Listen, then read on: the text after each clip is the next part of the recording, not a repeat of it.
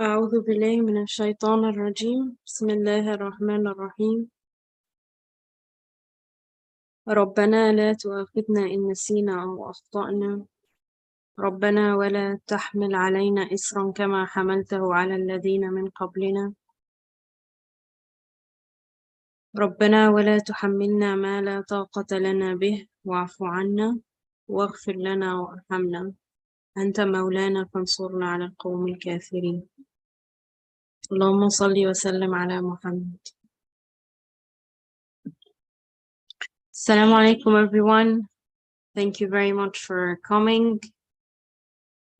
We are approaching the end of the 20th word. So thank you for hanging in there.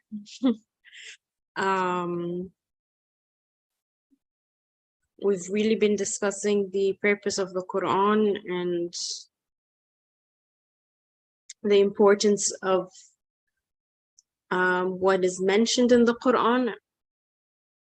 And I think for today, it's the reading has got me thinking of the main question is, what do I think the main purpose of the Quran is? Do I have expectations of it? Do I expect it to meet my expectations? Is it supposed to reveal the truth? Is it supposed to answer my existential questions? Is it supposed to mention everything? Is it supposed to mention certain things? Just lots of questions. But the main one is, what's the main purpose of the Quran? So the reading today will ask two interesting questions, and we will see how the author answers them and how he brings our attention to how the Quran is kind of or maybe the pattern that is in the Quran, or the design of the Quran itself. I'm talking about content, not the outside of the Quran, of course. Okay, I think that's enough for introduction. Let's start with the reading. The title is Two Important Answers to Two Important Questions. The first, if you say the Quran was revealed for man, so why does it not describe the wonders of civilization explicitly? For they have the greatest importance in his eyes. Why does it suffice with secret signs, concealed allusions, slight indications, and slender reminders?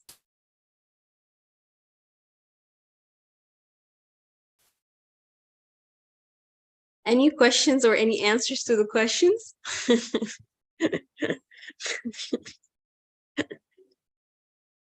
Okay, let's see what the author says. But it's very interesting that the question is, oh, I'm sorry about this. The question is mentioning what the Quran does not describe, which got me thinking, well, did I expect it to describe this, and why do I need it to describe it? Yeah, I think that's what it brought my attention to. All right, let's go to our reading. There we go. All right, the answer. Because the rights of the marvels of human civilization can only claim that much in the Quran's discussions. For the Quran's basic duty is to teach about the perfections and acts in the sphere of dominicality, and the duties and circumstances in the sphere of worship. So the rights of human wonders in those two spheres diminish to being only a weak sign and slight indication. For if they were to demand their rights from the sphere of dominicality, they would receive very few.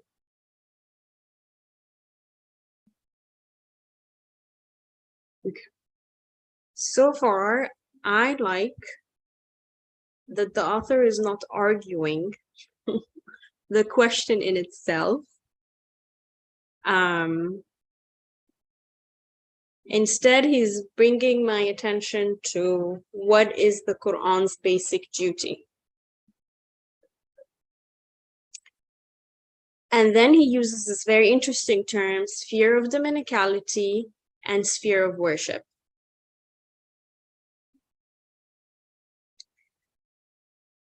Okay. Any comments here? Go ahead, Brother. I think this sentence makes the main pillar of the discussion that we are going to read in following not only one page, maybe more.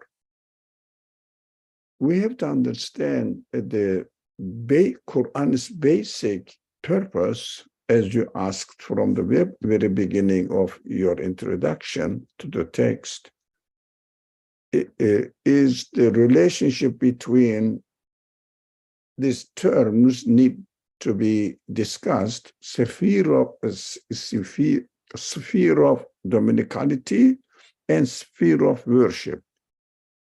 Sphere of dominicality, as far as God's purpose in creating this universe is concerned, the main purpose why the universe has been created and why human beings are or have been created, and what is the purpose in their relationship between why God created human beings and what the human beings are expected to respond back to him.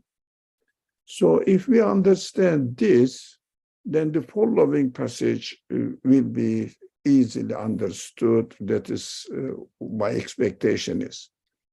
Because the purpose of the creation is not for human beings that they will develop this scientific gadgets and rather than walking, they will be driving cars. Rather than driving cars and traveling on the ship, they will be traveling on in the airplanes. At the end, we are dying here. The purpose of existence must be much, much beyond this purpose. I can be comfortable, but I can be not doing my human responsibility, saying that or claiming to be the owner of my successes and denying all the blessings that I am receiving from the Creator and saying that these are my successes, human successes. So this understanding has no purpose, ultimate purpose, although it may help my worldly life a little bit comfortable, but the purpose of my being in this world is not that I will be temporarily and also comparatively living in a more comfortable life. For example, if you go to a school, of course, when it is hot, we need AC, cooling. And when it is cold, we need heating. This what, and also the environment may be a loving environment, somehow comfortable environment. And the chairs that I am sitting will be comfortable. But the main purpose of education is not really to have a comfortable chair and to have heating. Of course, they are just means, makes my student responsibility easier. But it is not the purpose. The purpose is to learn there. And the teacher, the professor, whoever it is, teaching me, I have to learn. The purpose is this. These are just, some not totally irrelevant, but make my life easier, if not.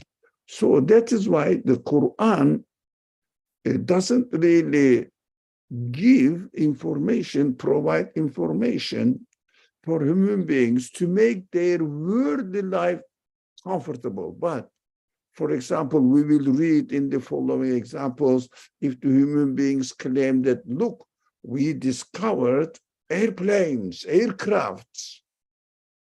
So you can travel fast. Okay, you traveled fast. Is it the purpose of existence? The Quran says, God's intention to create you, to appreciate whatever I have created for you. Even a fly, and the example we will read, a wing of a fly challenges your discovery. Yes, it is my present to you, but the purpose is to get to know your creator better by studying flies and animal lives and galaxies and everything, how wonderful the creator is. And also in the order, he has hidden some things that when you discover, you can fly faster, you can travel faster.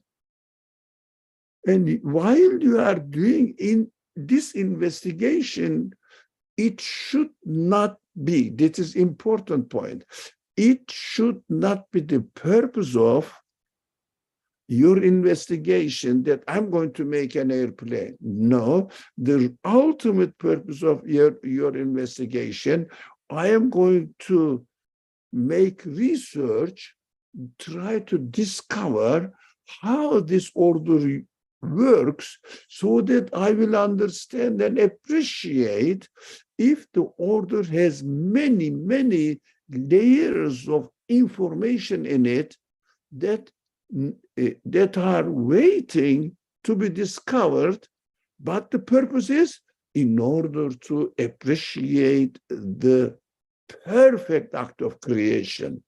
So be more and more grateful, thankful to your creator, and admire his greatness and prostrate before him. As a result, as a side result, side benefit, you travel in the airplane. That is nothing. Do you think those people who have not been able to find out the airplanes and didn't travel fast, they did not fulfill, they didn't have enough evidence to fulfill the purpose of their worship of the Creator? No, they did the same thing.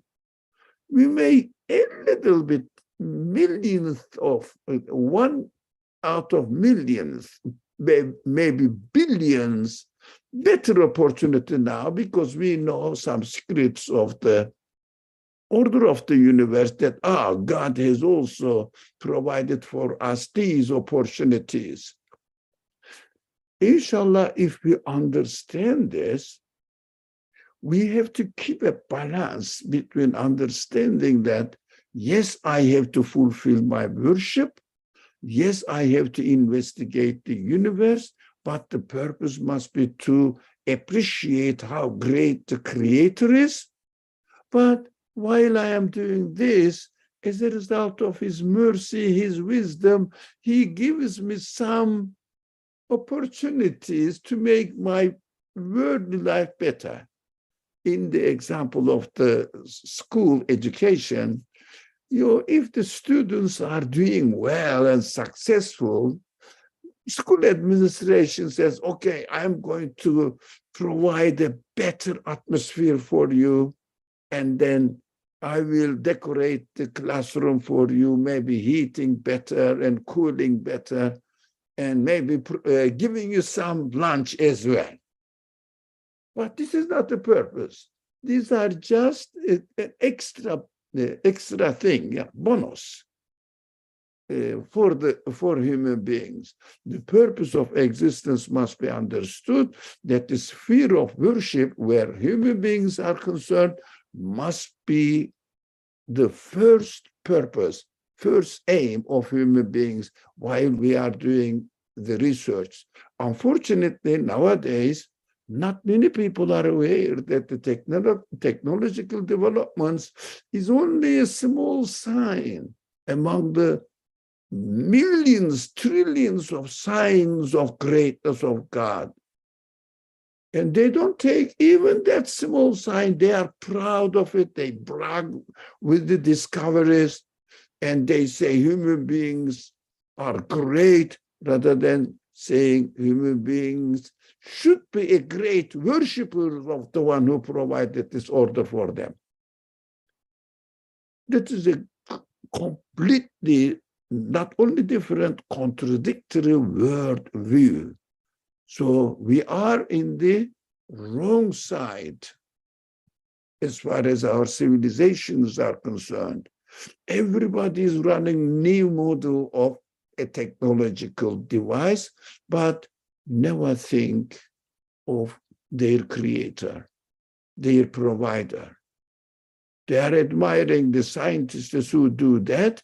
They don't admire the scientists of the universe who provided everything millions of times more perfect than what this technological discoveries demonstrate to us. It's a very small piece. And then the Quran must give a very little hint to them. That's enough as far as the value of the whole universe is concerned. Inshallah, I know I was intending to do that. This long introduction will make it easy for us to understand the rest of the pages. So if you read it and follow the text carefully, everything will be clear, inshallah. Thank you very much.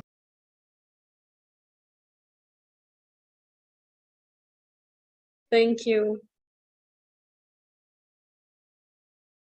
For example, if man's airplane, as you were just saying, were to say to the Quran, give me the right to speak and a place in your verses, the planets, Earth, and Moon, which are the airplanes of the sphere of dominicality, would reply in the name of the Quran.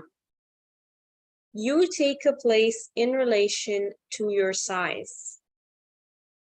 And if man's submarines were to ask for a place from the Quran's verses, the submarines of that sphere, that is, the earth and stars, which swim in the vast ocean of the atmosphere,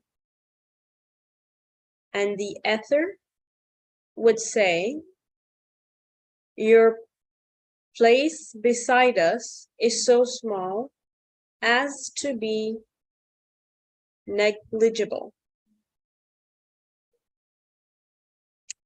And if the brilliant star-like electric lights were to demand the right to speak and ask to be included in its verses, the electric light of that sphere, the shooting stars, lightning, and stars and lamps, which adorn the face of the skies, would say, you may enter its discussions and explanation in relation to your light.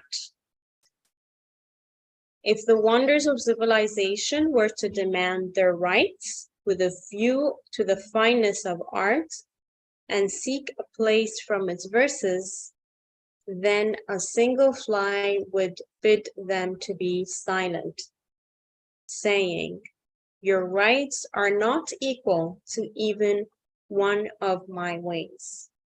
For if all the fine arts and delicate instruments achieved through man's faculty of will were to be gathered together, they could not be as wondrous as the fine art of my delicate members and tiny body. Finally, the verse, "Those on whom you call besides God cannot create even a fly if they all met together for the purpose." This verse bids you to fall silent. It's verse number 73 from chapter 22. Okay, this is in relation to the sphere of dominicality. Any questions? Okay.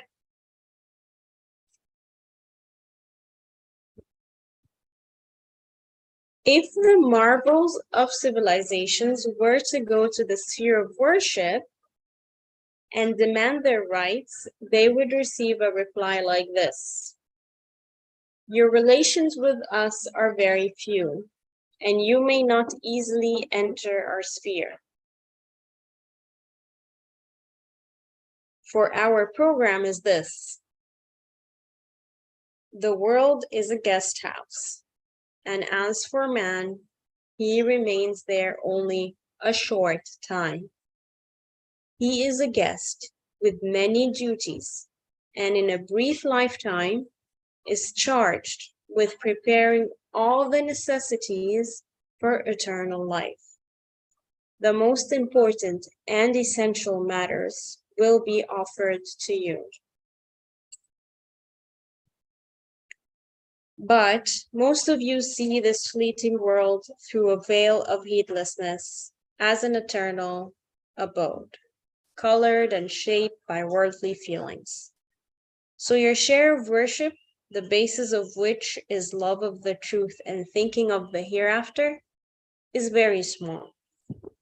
However, if there are among you respected craftsmen and artists and inspired discoverers or researchers who purely for the benefit of God's servants serve the general interest and public well-being and betterment of social life, which is a valuable worship, these signs and indications of the Quran are surely sufficient for those sensitive people, who of course form a minority, in order to encourage their efforts and appreciate their art. Okay. Very interesting and definitely worthy of discussing. Is it clear for everybody? What questions do you have?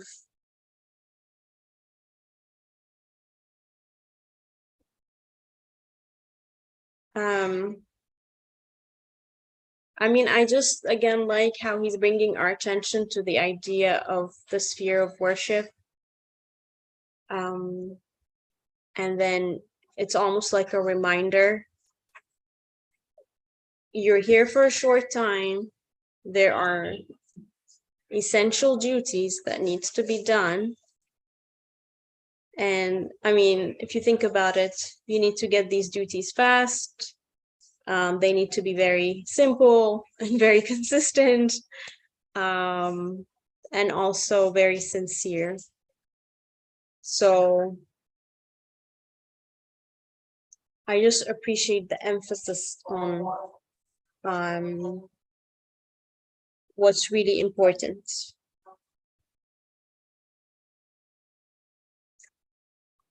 Anyone else want to share their thoughts?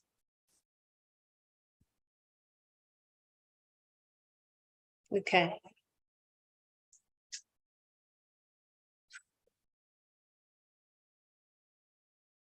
I mean, it's interesting, this part of the sensitive people. I don't know exactly what he's referring to, but I just find it interesting. If somebody has a idea. I understand from these sensitive people as artists, any kind of artists, any kind of, I mean, artistry in any area. And also researchers, scientists who go into the details of the creation. Artists also go into the details of the beauty in the creation. And they are in minority. Of course, we have to encourage them, as you underlined the following phrase, to encourage with their efforts and appreciate that art. God also encourages their effort and appreciates their art by hinting, because it is not worth mentioning what will happen in the future. Of course, the following question will dwell on it, will talk about it, why the Quran didn't tell it before, so that only mentions through, by the way, mentioning the prophetic miracles, hinting something there to human beings, what the order of the universe has it potentially in it, so that you can discover it.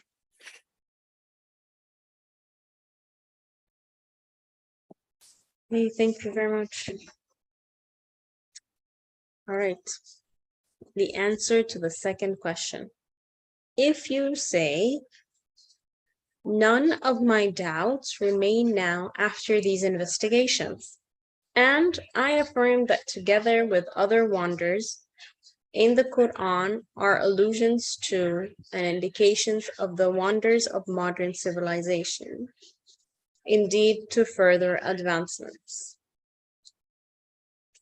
Everything necessary for man's happiness in this world and the next is found within it being the miracle narration, in relation to its worth.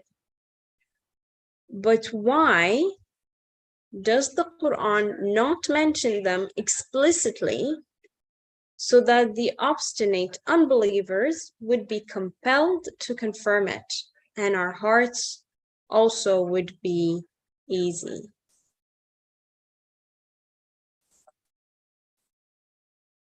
All right. I see a comment here. Would you like me to read it, or would you like to say it? I can read it? Okay. You can read it, I said, but the mic was muted. As if in the test given to students, the teacher will give the answer. No one would bother to try to solve the problem and thus learn. Okay, that's what's meant by explicitly. Why doesn't the Quran mention it explicitly? The answer.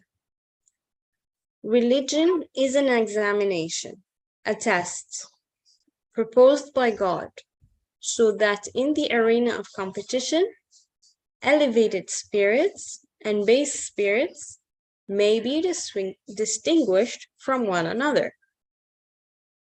Just as mine materials are plunged in the fire, so that diamonds and coal, gold and earth separate out from one another, so too religion is a trial concerning the obligations placed on man by God, and a driving to competition, which is what this abode of examination consists of. Okay. I like how it's saying religion is an examination, a test proposed by God. I just felt like when I was reading it, Radwa, this is a proposal. If you'd like to accept it, go ahead. But you have to give it your best, because it's you have to reach your potential. It's a competition. The more you try, the more you do, the more there is. So that's nice. Okay. In this way, oh, sorry. The purpose of test is just to give the opportunity to improve your capacity, to learn. Otherwise, I mean, what is the point in testing somebody? Whatever he is doing, the creator should know it. We understand the word test is opportunity to learn. Thank you. In this way, the elevated jewels in the mine of man's ability become separated out from the dross. Since the Quran was revealed in this abode of examination for man to be perfected through trial in the arena of competition, it will surely only allude to the hidden events of the future pertaining to this world, which everyone will see, and will only open the door to the reason to a degree that proves its argument. Okay. If it mentioned them explicitly, the mystery of man's accountability would be negated. The mystery of man's accountability would be negated, like not known.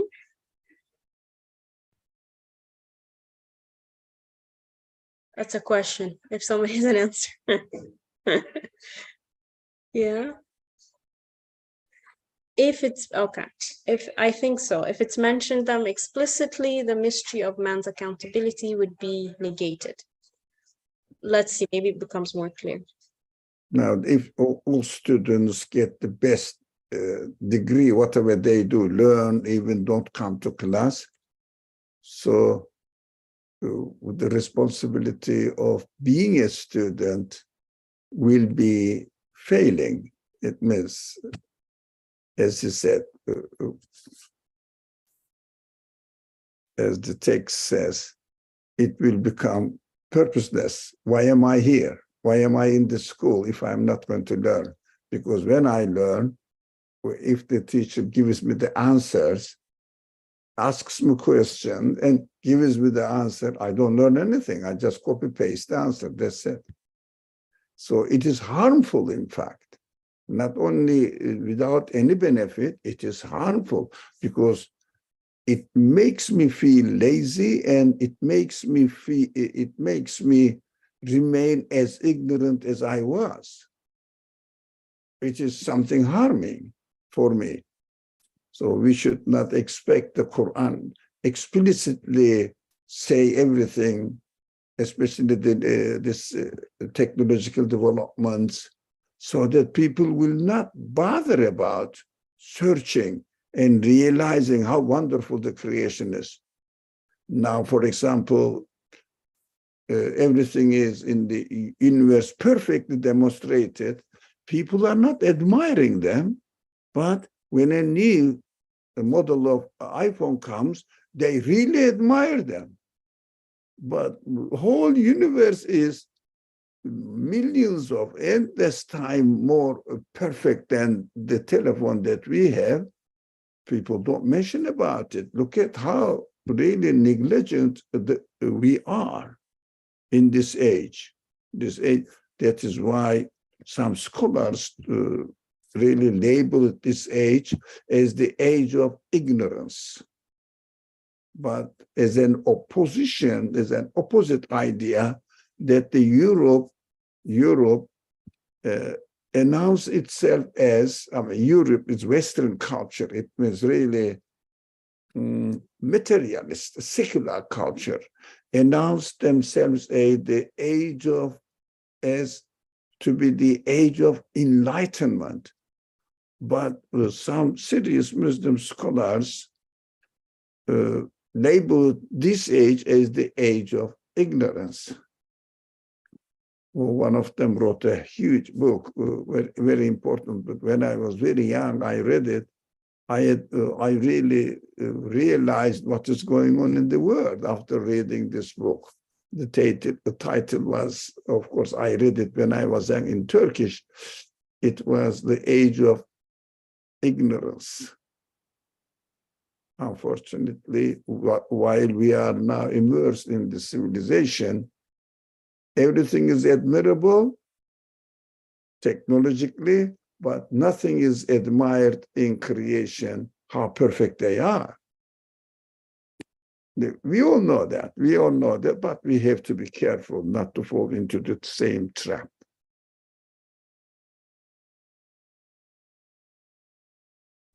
Thank you. I actually have a funny story to share. I had a teacher, and the teacher would actually say exactly what to study because this is what's going to come on the exam. Like, we would literally highlight what's coming on the exam. So all I had to do is memorize the answer and just write it out. So I would get really angry because I want to be challenged. My friend, on the other hand, would get angry because he thinks the teacher is making us memorize too much. If you're giving us the answer, why don't you just, give us all A's and not make us memorize anything? So, yeah. Memorization doesn't help at all. You have to learn it. Exactly. So it didn't make any of us happy. All right.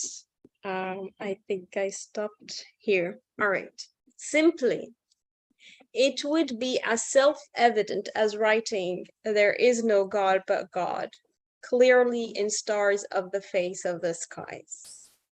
Then everyone would have to affirm it, whether they wanted to or not. Oh, this is very interesting. Okay, whether they wanted to or not. There would be no competition, and the examination too would go for nothing.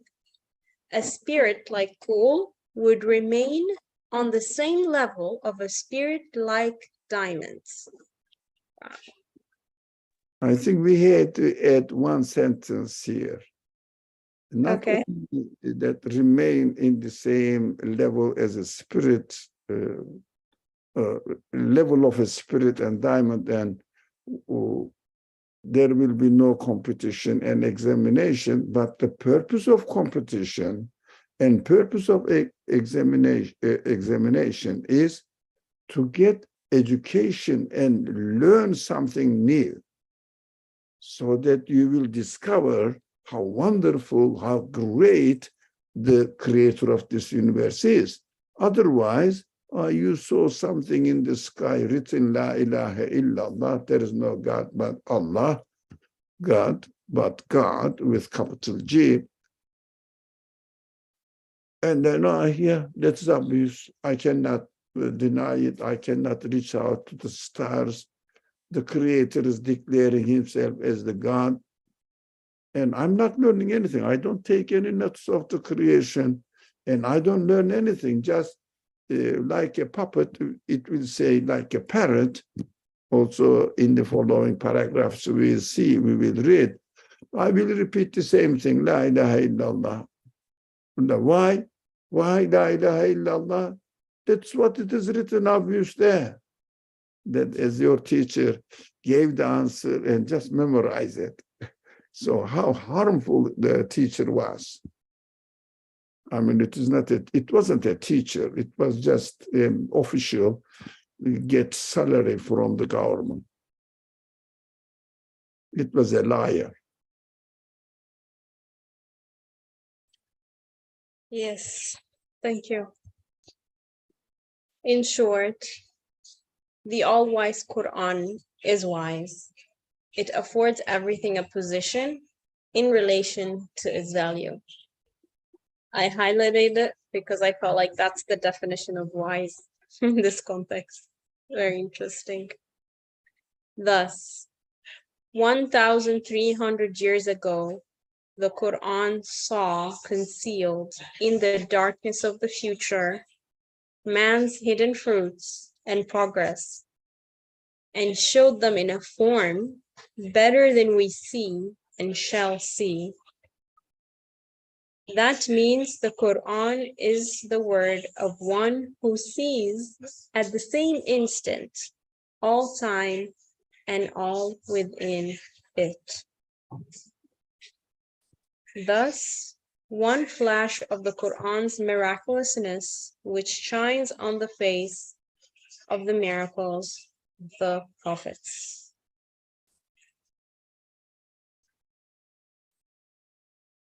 Any reflections here?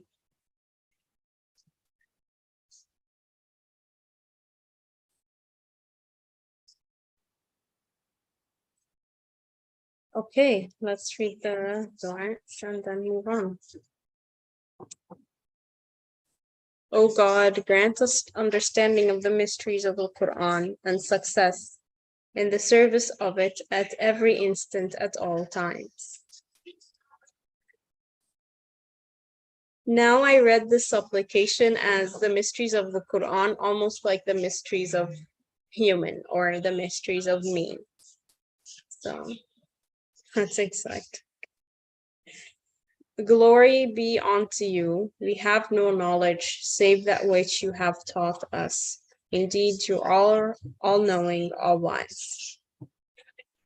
O God, grant blessings and peace and benedications and honor to our Master and Lord Muhammad, your servant and prophet and messenger, the unlettered prophet, and to his family and companions and wives and descendants, and to all the prophets and messengers, and to the angels close to your throne, and the saints and the righteous. Grant to the most excellent of blessings and the purest peace and the most abundant benedications to the number of the surahs of the Quran and its verses and words and letters and its meanings, indications and signs and allusions, and grant us forgiveness and have mercy on us and be gracious to us, O God, our Creator, to the number of those blessings through your mercy. O most merciful of the merciful, and all praise be to God, the sustainer of all the worlds. Ameen, Ameen.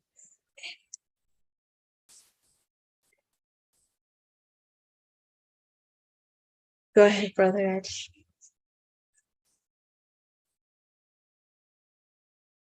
You raised your hand? Go ahead. Yeah.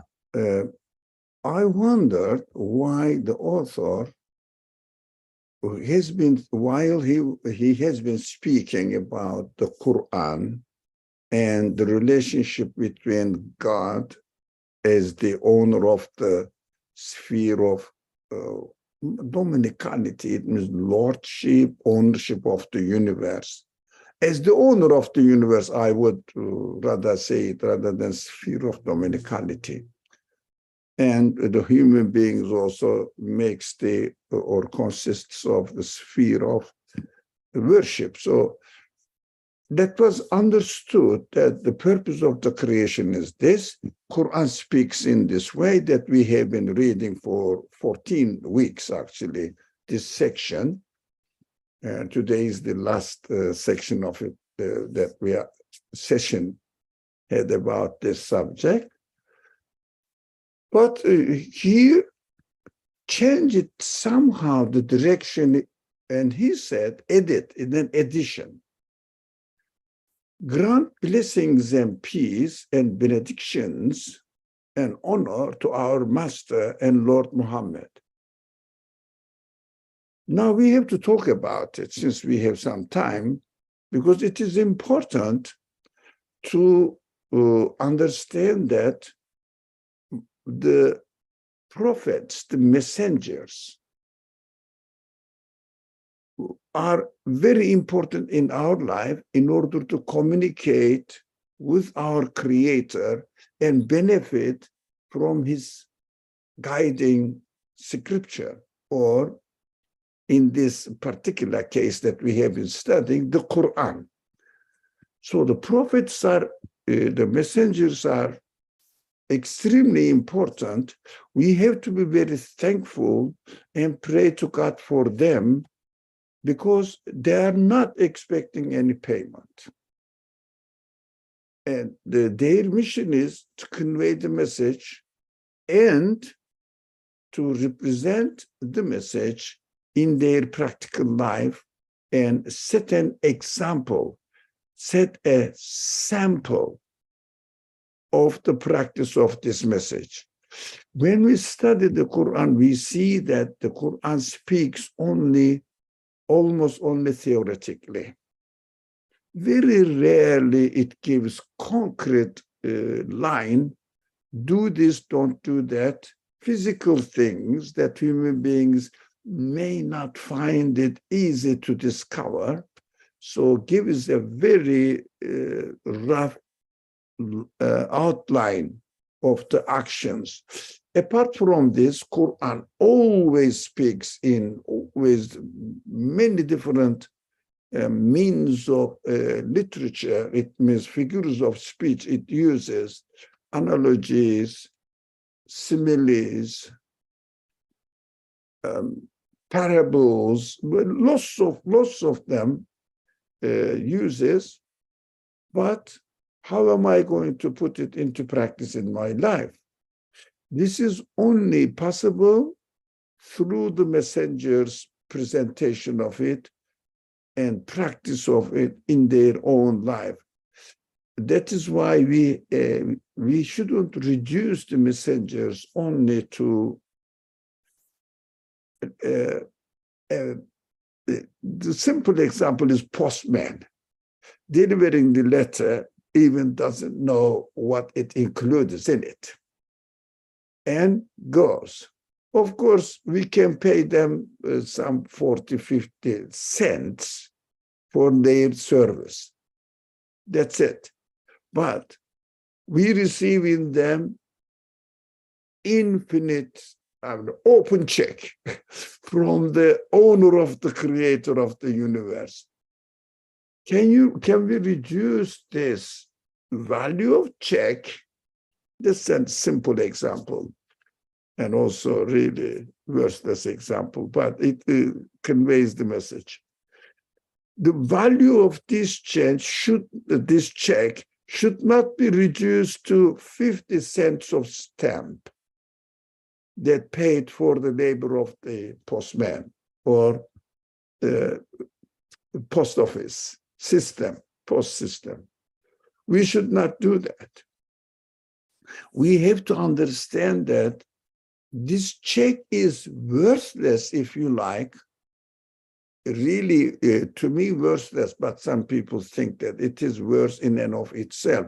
To me, if it is not practiced, if it is not really gives me the opportunity, if it doesn't give me the opportunity to put it into my practical life by, for example, learning the, let's say, a class in physics or chemistry. Chemistry is the best, or biology. The professor teaches us the formulas in chemistry. But what shall I do with it? Unless it is accompanied with the lab practices, so that there must be a technician, there must be an instructor in lab positions, so that I will say, oh yeah, I can really practice it now and benefit from it now. Otherwise, abstract notion like, there must be a creator, the universe is going to be destroyed, and human beings' life on earth is really transient. Do some good actions. I will say, look, I know I'm going to die. I know which action is better and good or bad. Why do you tell me which I already know in my own being, in my own existence?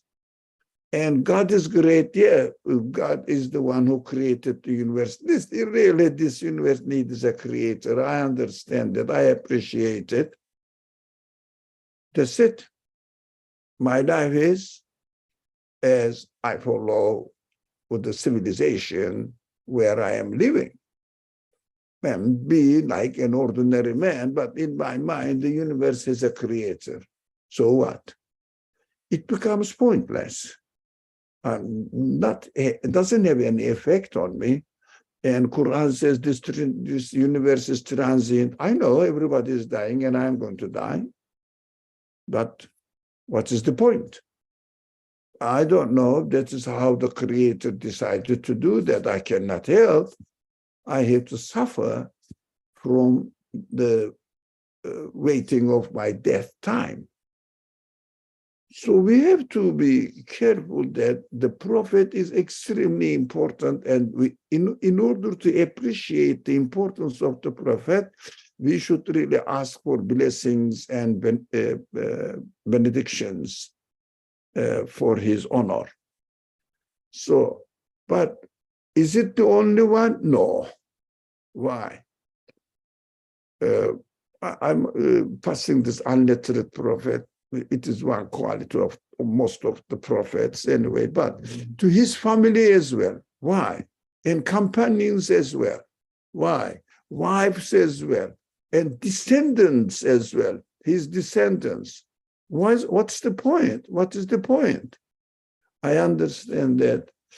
Yes, of course, prophet might have put into practice what the Quran said, but if it wasn't applied in a family life context, in a social life context, in a very hard times context, prosperous times context, war times, peace period of our social lives context, all different contexts must be lived within a community. Individually, prophet applied in his life, no one noticed it. What shall I do with it? Even it doesn't come to me, it doesn't arrive to me now. It is worthless for me if it wasn't transferred to my life, into my life. So I have to appreciate his family members. They were all loyal. They tried to convey his private life in a family life context format. So I will also practice it in my family life. Take an example from it. In his behavior towards towards the people around him, how he educated them, how he treated them. I have to get all these transmissions from his life through his descents, because his descents are important, because his descents are the people who keep their family culture, if you like, custom from generation to generation to generation. Apart from this, scholars who study it also must be considered as his descendants, not only, how do you say, lineage from his blood relationship. No, all the people who learn from prophetic examples and transfer these examples to us generation by generation are the descendants of the prophet, alayhi salatu wassalam. So, come here, the angels, especially it's a mystery sentence here. So, angels close to your throne, what does it mean? I would say, okay, this is the Quranic expression. That is why it is mentioned here specially. Close to your throne, it means those angels are really conveying the message to me directly from my Creator and demonstrates his qualities, his greatness, as the Quran says, his names, which is really the qualities of the Creator, in the most obvious way, so that I can see it. For example, the sun, the light is obvious. Well, I don't have to study it. For me, it is close to your throne. Otherwise, all angels receive the same command from the same Creator. I understand this in the context of the Quran. Rain, for example, the moon, for example, rotation of the earth, for example. These are obvious in the eyes of the people. This type of creations are represented by the angels so that I will see the meaningful side of this. They transfer the meaning to me and communicate with me. I give the typical example always as if the author of the book writing a book, and I read it and communicate with him like this, the meaning in the written form of the book. I communicate through these writings with the author of the book. So these angels also need to be appreciated, the mission they do, and I have to ask God's blessings and peace and benedictions for them as well. So to the number of the surahs and of the Quran, it is verses.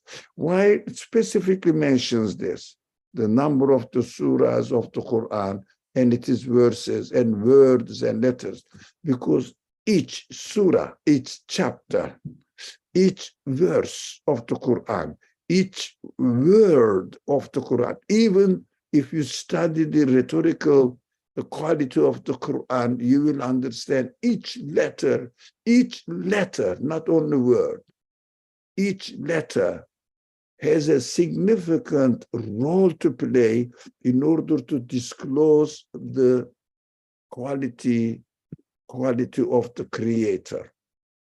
So these are very important, that we have to appreciate the words and sentences and the letters of the Quran as much as we can, and their meanings and indications and signs and illusions, because it is very important to, even we don't study them, we have to know that this aspect of the Quran is really very exciting as much as you can get close to it, because the one word is used sometimes, interestingly, as opposed to Arabic normal grammar, as signify the value of its rhetoric value. You said, according to the Arabic grammar, it shouldn't be in this way. Why is it in that way? And when you see these exceptional cases and study the Arabic language, these exceptional cases are these allegories,